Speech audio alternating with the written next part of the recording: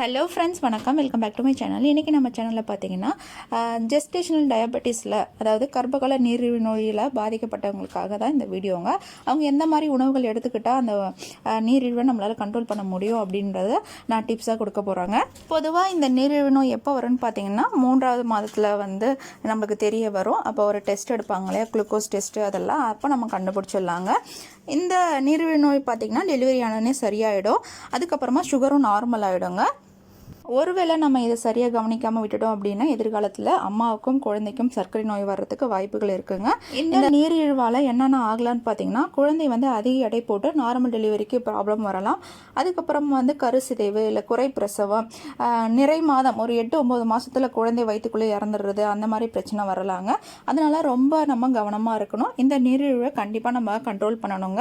அதை எப்படி கண்ட்ரோல் பார்த்தீங்கன்னா, உணவு கண்ட்ரோல் பண்ணுறது மூலயமா, அப்புறம் சில எக்ஸசைஸ் அந்த மாதிரியும் நம்ம கண்ட்ரோல் பண்ணலாம். இதில் 2 டைப் இருக்குங்க. ஒன்று பார்த்தீங்கன்னா டைப்பில் நம்ம ஃபுட்டு டயட்டையும் எக்ஸசைஸையும் கண்ட்ரோல் பண்ண முடியும்.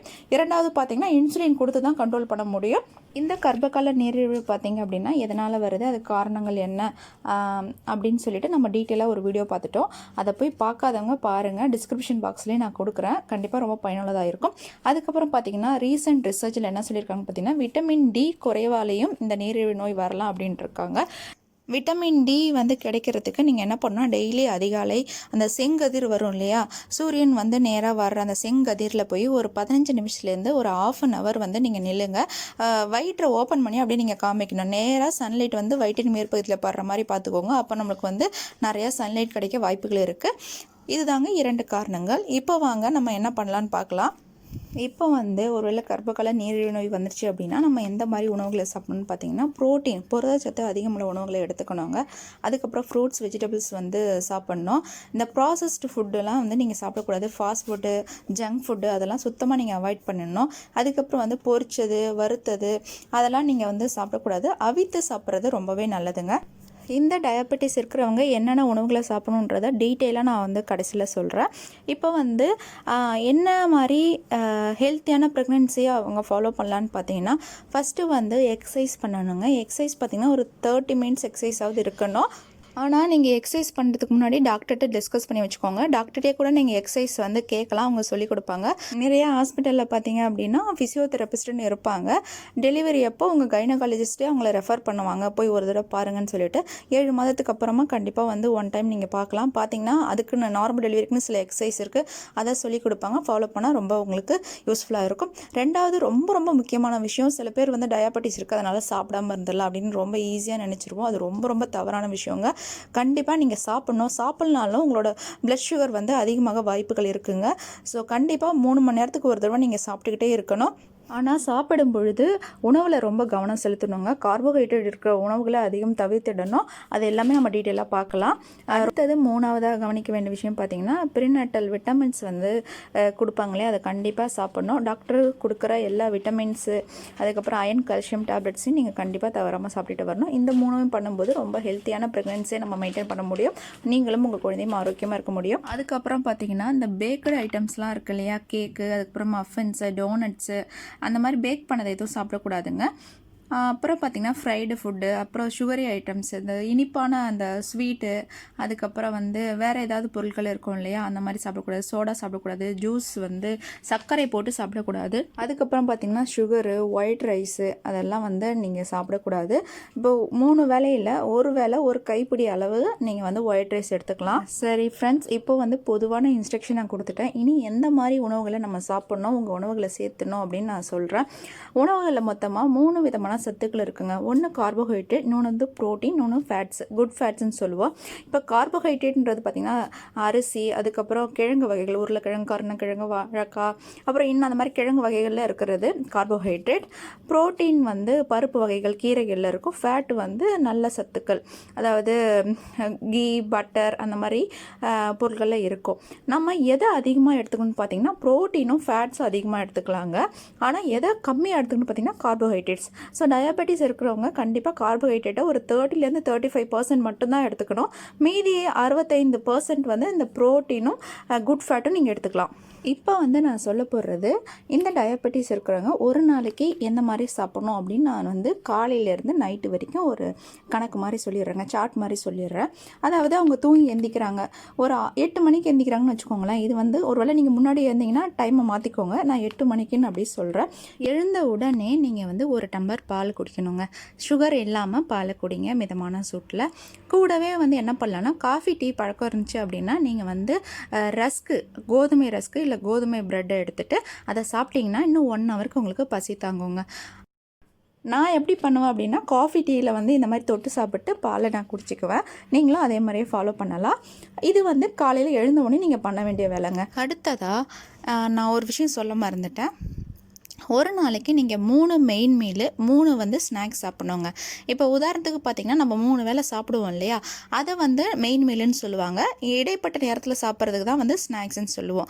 அப்போ காலையில் நீங்கள் வந்து சாப்பிட்டீங்க அப்படின்னா, மதியத்துக்கும் காலை சாப்பாட்டுக்கும் ஒரு 3 மணி நேரத்துலேருந்து 4 மணி நேரம் கேப் இருக்கணும். மினிமம் 3 மணி நேரம் கேப் இருக்கணுங்க. அந்த இடைப்பட்ட நேரத்தில் நம்ம ஒரு ஸ்நாக்ஸ் சாப்பிட்றோம் அப்படின்னா பசியை கண்ட்ரோல் பண்ணிடலாம். இப்போ நீங்கள் காலைல ஒரு 10 மணிக்கு சாப்பிட்றேன்னு வச்சுக்கோங்களேன், மதிய சாப்பாடு நீங்கள் 1:30லேருந்து 2 மணிக்கு நீங்கள் சாப்பிட்லாம். நடுவில் 10 மணிலேருந்து 12 மணிக்கு வந்து ஒரு ஸ்நாக்ஸ் எடுத்துக்கலாம். ஓகேங்க, இப்போ நம்ம சார்ட்டை பார்த்துலாம். ஸோ காலைல எழுந்தோடனே நீங்கள் பால் குடிச்சிட்டிங்க, கூடவே பிஸ்கெட்டை தவிர்த்துடுங்க, ஏன்னா அது மைதா. அது தவிர நீங்கள் வீட் பிரெட்டு இல்லை வீட் பிஸ்கெட் கூட சாப்பிட்லாம். அந்த மாதிரி சாப்பிட்ருங்க. கூடவே பார்த்திங்கன்னா நைட்டே ஊற வச்ச ஒரு 5 பாதாம், முந்திரி இல்லைனா வந்து பிஸ்தா, பாதாம் ஊற வச்சு சாப்பிடுங்க. அதை வந்து ஒரு 5 சாப்பிட்டிங்கன்னா ரொம்ப நல்லாயிருக்கும் வெறும் வயிற்றில். ஸோ இதெல்லாம் சாப்பிட்டுட்டோம். அப்புறம் ஒரு மணி நேரம் கழித்து காலை சாப்பாடு. இப்போ நீங்கள் 8 மணிக்கு சாப்பிட்றீங்கன்னா 10 மணிக்கு நீங்கள் வந்து காலை சாப்பாடை சாப்பிட்லாம். காலை சாப்பாடை நம்ம பொதுவாக இட்லி, தோசை அப்படி தான் சாப்பிடுவோம். ஆனால் இட்லி தோசையுமே ரைஸோட ஒரு வடிவம் தான் இல்லையா. அரிசியை வந்து நம்ம சாப்பிட்றத குறைச்சிக்கணும்னு நம்ம சொல்லியிருக்கோம். அதனால் நீங்கள் இட்லி தோசையவே வந்து நம்மளோட அந்த பாரம்பரிய அரிசி வகைகள் இருக்கு இல்லையா, சாமை, திணை, குதிரைவாளி, அந்த அரிசியில் இட்லியோ தோசையோ செஞ்சு சாப்பிட்டீங்க அப்படின்னா ரொம்ப ரொம்ப ஹெல்த்திங்க. கூடவே வந்து நவதானியங்களும் சேர்த்துக்கிட்டிங்க அப்படின்னா இன்னுமே நல்லாயிருக்கும். காலையில் வந்து எழுந்தப்போ நீங்கள் ஊற வச்சு 2 மணி நேரம் கழித்து கூட நம்ம தோசை செய்யலாம். இந்த பச்சை பயிறு தோசை, பாசிப்பருப்பு தோசை, அப்புறம் வந்து சத்து மாவு தோசை, ராகி தோசை, அந்த மாதிரி நீங்கள் சாப்பிட்டிங்கன்னா ரொம்ப ரொம்ப ஹெல்த்திங்க. ஸோ காலை டிஃபன் தோசையோ இட்லியோ உப்புமா எதாக இருந்தாலும் நீங்கள் சாப்பிடலாம். இந்த மைதாவும் ரவையும் நீங்கள் அவாய்ட் பண்ணிவிடுங்க. எப்பயாவது ஒரு நாள் சாப்பிட்றோன்னா ஒன்றும் பிரச்சனை இல்லை. ஸோ காலையிலையும் ரொம்ப ஹெல்த்தியான தோசை இட்லியை சாப்பிட்டிங்கன்னா ரொம்பவே நல்லது. கூடவே சட்னி செய்கிறப்போ பூண்டு சட்னி, கார சட்னி, வெங்காய சட்னி, அந்த மாதிரி ரொம்ப ஹெல்த்தியான காய்கறிகள், குருமா, அதுக்கப்புறம் வந்து சாம்பார், இட்லி சாம்பார் அந்த மாதிரி வச்சு சாப்பிடும்பொழுது நிறைய காய் சேர்த்துக்கோங்க. அப்போ உங்களுக்கு தேவையான சத்துக்கள் கிடைக்கும். இப்போ காலை சாப்பாடு ஹெல்த்தியாக சாப்பிட்டோம். இப்போ காலை சாப்பாடு வந்து 10 மணிக்கு சாப்பிட்றீங்க, மதிய சாப்பாடு நீங்கள் 2 மணிக்கு சாப்பிட போகிறீங்க. ஓகேவா? இப்போ வந்து 1 மணி நேரம் 1.5 மணி நேரம் கழித்து நீங்கள் சாப்பிட வேண்டிய ஸ்நாக்ஸ் பார்த்தீங்கன்னா வெஜிடபிள்ஸ், ஃப்ரூட்ஸ், ஆப்பிள், ஆரஞ்சு, அதுக்கப்புறம் வந்து வேறு என்னென்ன சீசன் ஃப்ரூட் கிடைக்குதோ எல்லாத்தையுமே நீங்கள் சேர்த்துக்கலாங்க. பலா, வாழை, இது 3த்தையும் நீங்கள் அவாய்ட் பண்ணிவிடுங்க. ஏன்னா அதில் சுகர் கண்டென்ட் ரொம்ப அதிகமாக இருக்கும், அது நல்லது கிடையாது. மீதி பழங்களை நீங்கள் சேர்த்துக்கலாங்க. மாதுளப்பழமும் ரொம்ப நல்லது, அயன் கண்டென்ட்டும் அதில் அதிகமாக இருக்குது, நீங்கள் சாப்பிட்லாம். கூடவே வந்து வெள்ளரிக்காய், கேரட்டு, எந்த காய்கறிகளை பச்சையாக சாப்பிட முடியுமோ அதை நீங்கள் சேர்த்துக்கோங்க. காய்கறிகள், வெஜிடபிள்ஸ் டெய்லி ஒன்று சாப்பிட்லாம். இப்போ ஆப்பிளே நீங்கள் 2 ஆப்பிளை கட் பண்ணி வச்சுக்கிட்டு அதை வந்து ஒரு ஸ்நாக்ஸாக நீங்கள் சாப்பிட்லாம். இல்லைனா வந்து சில பேர் கலர்ஃபுல்லாக இருந்தால் ரொம்ப பிடிக்கும், அப்போ வெஜிடபிள்ஸ், ஃப்ரூட்ஸ் எல்லாம் சேர்த்து வச்சுட்டு சாப்பிட்லாங்க. அப்படி இல்லை அப்படின்னா நாட்டுக்கோழி முட்டை கிடைக்குதுன்னு வச்சுக்கோங்களேன், முட்டையை நல்லா அவிச்சிட்டு அதை 4 கட் பண்ணி கூட பெப்பரு, லைட்டாக சால்ட் போட்டு 2 முட்டை, அதை கூட நீங்கள் வந்து ஒரு ஸ்நாக்ஸாக நீங்கள் சாப்பிட்லாம். டெய்லி ஒன்று சாப்பிடுங்க. ஒரே நாளே சாப்பிட்டிங்கன்னா எல்லா போதுமான சத்துக்கள் கிடைக்காது. அதனால் நீங்கள் டெய்லி இப்போ ஒரு நாள் முட்டை சாப்பிட்டிங்கன்னா அதுக்கப்புறம் ஃப்ரூட்ஸ் அண்ட் வெஜிடபிள்ஸ், அதுக்கப்புறம் வந்து வேறு ஏதாவது நீங்கள் வந்து ராகி அடை கூட செஞ்சு சாப்பிடலாம். முருங்கைக்கீரைலாம் போட்டு சாப்பிட்டிங்கன்னா ரொம்பவே நல்லது. அதை அந்த மாதிரி ஸ்நாக்ஸாக வச்சுக்கோங்க. இப்போ 2 மணிக்கு நீங்கள் சாப்பிட வேண்டியதாங்க ரொம்ப ரொம்ப முக்கியமான விஷயம். அது வந்து நம்ம பிளேட் வச்சுக்கோங்க. ஒரு சின்ன பிளேட்டாகவே வச்சுக்கோங்க, பெரிய பிளேட்டாக வச்சுக்கோங்க. சின்ன பிளேட்டில் அந்த 3 பங்காக பிரிச்சுக்கோங்க. ஒரு பங்கு வந்து பார்த்திங்கன்னா ரைஸ் இருக்கணும். ஒரு கை அளவுக்கு, நம்ம கை அளவுக்கு ரைஸ் வச்சுக்கோங்க. இந்த பக்கத்தில் பார்த்திங்கன்னா கீரைங்க. டெய்லி ஒரு கீரை கம்பல்சரி உங்கள் சாப்பாட்டில் இருக்கணும், வித் பருப்பு கூட்டோ இல்லை கீரையோ, அந்த மாதிரி நீங்கள் பருப்பு ப்ளஸ் கீரை வந்து ஒரு பாகம் இருக்கணும். இன்னொரு பாகம் பார்த்திங்க அப்படி வெஜிடபிள்ஸ், அதாவது பொரியல் வச்சுக்கலாங்க. என்ன வீட்டில் காய்கறிக்கோ அதை பொரியலை நிறையா வச்சுக்கோங்க. அந்த அவரைக்காய், முருங்கைக்காய் அந்த மாதிரி பொரியலை வச்சுக்கிட்டு இந்த பக்கம் பார்த்திங்கன்னா கீரை கூட்டு, கீரை, அப்புறம் ரைஸு, கூடவே வந்து கேரட்டு, அதுக்கப்புறம் வந்து குக்கும்பர் இந்த மாதிரி நீங்கள் சேர்த்துக்கும் போது ரொம்ப வெரைட்டியாகவும் இருக்கும், ரொம்ப ஹெல்த்தியாகவும் இருக்கும். ஒரு ஆப்பிள் பீஸ் கூட நீங்கள் வச்சுக்கலாம். ஒருவேளை சில பேருக்கு சாப்பாடு கூட பிடிக்காது, ஒருவேளை பிடிக்குன்றவங்க ஆப்பிள் பீஸ் வச்சு சாப்பிட்டிங்கன்னா எல்லா விதமான சத்துக்களும் உங்களுக்கு கிடச்சிருங்க. ஓகே, இப்போ நீங்கள் 2 மணிக்கு மதிய சாப்பாடு சாப்பிட்டீங்க, 4 மணிக்கு கண்டிப்பாக நம்ம எல்லாருக்குமே பசிக்கும். அப்போ நீங்கள் சாப்பிட வேண்டியது முளைக்கட்டிய பயிர் வகைகள், நவதானியங்கள், அதெல்லாமே நீங்கள் சேர்த்துக்கலாங்க. ஸோ நாள் நைட்டே நீங்கள் ஊற வச்சு அடுத்த நாள் வச்சுட்டிங்கனாலே உடனே பச்சை பயிர் இருக்குல்லையே அதெல்லாம் முளைச்சி வந்துடும். அதெல்லாமே நீங்கள் செய்யலாம். அப்படி இல்லைனா டெய்லி ஒரு நாள் சுண்டல், ஒரு நாள் கடலை, ஒரு நாள் பாசிப்பருப்பு, ஒரு நாள் பச்சை பயிறு, அப்புறம் மல்லாட்டை வேர்க்கடலை, அந்த மாதிரி நீங்கள் டெய்லி ஒரு சுண்டல் வகைகளை நீங்கள் எடுத்துக்கலாங்க. ஓகேவா? அதுக்கப்புறமா ஸ்நாக்ஸ் சாப்பிட்டதுக்கப்புறம் ஒரு 7 மணிக்கு 3 மணி நேரம் கேம்ப் சொன்னோம் இல்லையா, ஒரு 7 மணிக்கு நைட்டு சாப்பாடு சாப்பிட்லாங்க. அப்போ நீங்கள் சாப்பிடும்பொழுது நான் சொன்ன மாதிரி கோதுமையில் செஞ்ச சப்பாத்தி கூட நல்லா காய்கறி போட்டு தொட்டுக்கை சப்ஜி ஏதாவது சேர்த்துக்கலாம். அந்த மாதிரி குருமா வச்சு சாப்பிட்டுக்கலாம். நிறைய காய்கறி சேர்த்துக்கோங்க. அதுக்கப்புறம் பார்த்திங்கன்னா நிறையா மாவுகள், நவதானியங்களை போட்டு மாவு அரைச்சி அதில் சப்பாத்தியோ இல்லைனா தோசையோ செஞ்சு நீங்கள் சாப்பிட்டீங்கன்னா நைட் சாப்பாடு முடிஞ்சிருவாங்க. இட்லி தோசையை தவிர்த்துடுங்க. ஏன்னா காலையிலேயும் நீங்கள் ஒரு தடவை சாப்பிட்ருப்பீங்க, மதியமும் கொஞ்சம் ரைஸ் சாப்பிட்டீங்க, நைட்டு லைட்டான உணவை சாப்பிட்றதாங்க ரொம்ப ரொம்ப நல்லது. அதனால் இந்த மாதிரி சத்து மாவுக்களை போட்டு தோசையாவோ இல்லை சப்பாத்தியாவோ சாப்பிடுங்க. கூட நிறைய வெஜிடபிள்ஸ் வச்சுக்கோங்க. இதை 7 மணிக்கு நீங்கள் முடிச்சுட்டீங்க. அடுத்ததாக கண்டிப்பாக இன்னும் ஒரு 1 ஹவர் கழித்து நம்மளுக்கு பசிக்கும். 9 மணிக்கு நீங்கள் என்ன பண்ணணும்னா திரும்பவும் 1 டம்ளர் பால் குடிக்கணுங்க. கூடவே ஃப்ரூட்ஸ் சாப்பிட்லாம். ஆப்பிளோ ஆரஞ்சு உங்களுக்கு எது பிடிக்குமோ ஆப்பிள் சாப்பிடுங்க, அது ரொம்ப நல்லது. க்ரீன் ஆப்பிள் சாப்பிட்டிங்கன்னா ரொம்பவே நல்லது.